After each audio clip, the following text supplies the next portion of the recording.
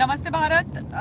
ये लाइव मैं आप सभी लोगों के लिए कर रही हूँ आर्यन खान वाले मैटर को लेकर के। आप सब लोगों को मालूम है कि कल हेयरिंग को आज के लिए पोस्टपोन कर दिया गया था। हेयरिंग रिज्यूम हो गई है कोर्ट में और इस वक्त जिरह एएसजी अनिल सिंह कर रहे हैं आर्यन खान की बेल प्ली के ऊपर। जिस प्रकार के बहुत सारे क्वेश्चन मार्क्स लगाए गए थे मिस्टर देसाई की तरफ से, जो आर्यन के वकील है, और वो लगातार क्वेश्चन कर रहे थे कि आर्यन खान को क्यों बेल नहीं दे रहे हैं ये लोग और क्यों उसको जेल दे रखी है।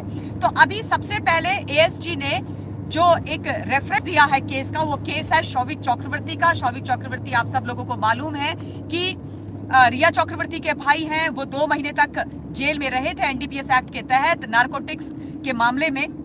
तो उन्होंने उसी के कुछ पोर्शंस पढ़ करके सुनाए हैं और उसमें से उन्होंने लगातार एक बात का जवाब दिया जो बोली जा रही है कि भाई आर्यन खान के पास से किसी भी प्रकार की भी ड्रग्स नहीं मिली थी, तो फिर Y jail, why not bail, and why was he detained and arrested at the first place? So this is the biggest and massive question which is being asked and raised time and again by Team Shahrukh Khan and by his lawyer. So उसके जवाब में SG ने बोला है, शौविक जो मामला है उसके कुछ पोर्शंस पढ़े हैं उस जजमेंट के।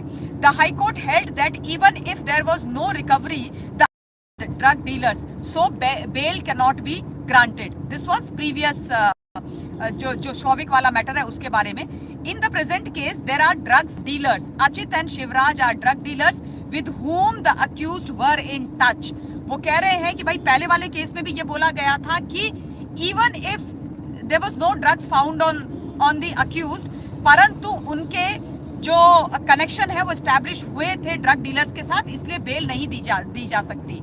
और सेम मामला यहाँ पर भी है। यहाँ पर भी प्रेजेंट केस में भी ड्रग डीलर्स हैं और जिनके साथ जो अक्यूज्ड हैं उनके कनेक्शन एस्टैब्लिश हो गए हैं। उनके साथ उनका जो कनेक्शन है, उनकी जो चैट्स हैं, उनके जो वार्तालाप है वो निकल करके आ गए हैं। अचित और शिवराज है, ऐसा नहीं होना चाहिए था, दिस इज एब्सोल्युटली इनकरेक्ट। तो उस पर भी एएसजी ने जवाब दिया है। उन्होंने बोला है कि मैं पंचनामा के कुछ पोर्शन पढ़ करके सुना देता हूं और पंचनामा में ये बात साफ लिखी गई है कि जो मोबाइल फोन थे वो वॉलंटियरली दिए गए थे। और दूसरी उन्होंने ये बात बोली है कि भाई जो इन्वेस्टिगेशन कर रही होती है एजेंसी, ये उसका प्रोगेटिव होता है। एक इन्वेस्टिगेशन एजेंसी, सॉरी बीच में शायद आवाज जा रही होगी या मेरा कनेक्शन कट रहा होगा, पर मुझे लगा कि बहुत इंपॉर्टेंट चीजें हैं जो मुझे आप लोगों को बता देनी चाहिए।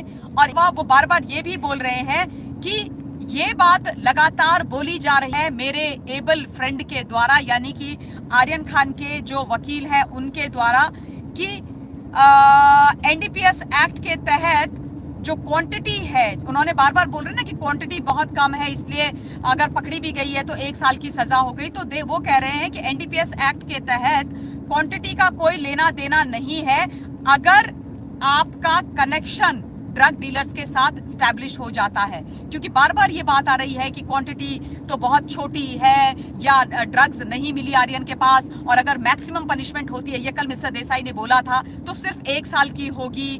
तो फिर वो बार बार यही बोल रहे हैं कि ऐसा नहीं है। अगर ड्रग्स डीलर्स के साथ कनेक्शन एस्टैब्लिश होता है तो उसके बाद ये सजा बढ़ाई भी जा सकती है। जो एनडीपीएस की धारा 29 है, कंस्पिरेसी वाली जो धारा है, वो नहीं लगाई जा सकती है मेरे मुवक्किल पर। वो कह रहे हैं ऐसा नहीं है, मैं लगा सकता हूं क्योंकि ये कंस्पिरेसी का केस है।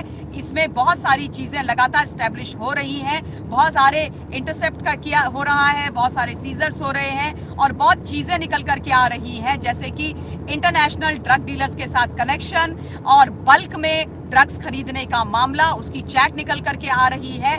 तो जो सेक्शन 29 है ऑफ एनडीपीएस एक्ट वो हम लगा सकते हैं। तो बार बार ये बात बोल करके जनता को भी और कोर्ट को भी गुमराह किया जा रहा है कि ऐसा नहीं किया जा सकता। अभी फिलहाल के लिए कोर्ट ने लंच ब्रेक लिया है। जैसे ही रिज्यूम होगा बाकी की जो बातें निकलेंगी वो मैं आप लोगों को बताऊंगी। आई एम सॉरी अगर कुछ डिफिकल्टी आप लोगों को सुनने में हुई हो या मेरे डिवाइस ने कुछ प्रॉब्लम करी हो। मैं उसको अगली बार फिर से कलेक्शन कर दूंगी। You are I am getting a lot of messages from you all, not able to read them, but जो भी लाइव अपडेट होंगी कोर्ट से वो मैं आप लोगों को बताऊंगी। पर for me at the moment Aryan's bail is looking very tough because NDPS act के तहत एनसीबी के पास बहुत सारे सबूत हैं और जिस तरीके का कनेक्शन स्टैब्लिश हो रहा है इंटरनेशनल ड्रग कार्टल्स के साथ, इंटरनेशनल ड्रग डीलर्स के साथ, वो बहुत चिंता की बात है। और हमारी जो एक्सटर्नल अफेयर्स मिनिस्ट्री है उसको भी इस बारे में पता करने के लिए बोला गया है कि ये कौन से लोग हैं जो ड्रग्स का गोरख धंधा भारत के अंदर कर रहे हैं। तो टफ है, इतना आसान नहीं है जितना शाहरुख एंड गैंग ने समझा था। और अभी मैं अपनी वाणी को विराम देना चाहती हूँ, जल्द ही आप लोगों के बीच में फिर से उपस्थित होंगी। टिल देन स्टे सेफ, जय हिंद एंड टेक केयर।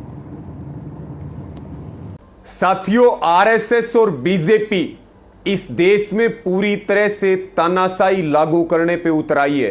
पहले ही 3 काले कानूनों के खिलाफ आंदोलन चल रहा है कि अब कर्मचारियों के लिए, कर्मचारियों के मौलिक अधिकार खत्म करने के लिए खट्टर सरकार पूरी तरह से तानाशाही पर उतरते हुए एक काला कानून लेकर के आई है कि संविधान को ठोकर मार करके और कैसे खट्टर सरकार हिटलर को पीछे छोड़ने का काम कर रही है।